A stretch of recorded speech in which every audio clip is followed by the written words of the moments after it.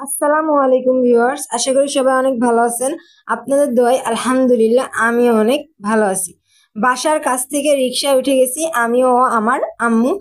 আর আমাদের এলাকাতে আজকে গরম একটু কমই ছিল, আর আকাশের পরিবেশটা একটু মেঘলা মেঘলা, খুবই ভালো লাগতেছিল।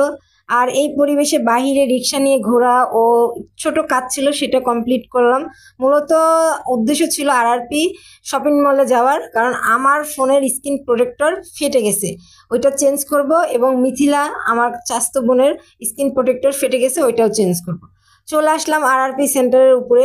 আর আরআরপি সেন্টারটা প্রায় বসুন্ধরা সেন্টারের মতো, ঢাকা। মনে হচ্ছে আমি অলরেডি ঢাকায় চলে আসছি, এত সুন্দর যা বলার ভাষার বাহিরে।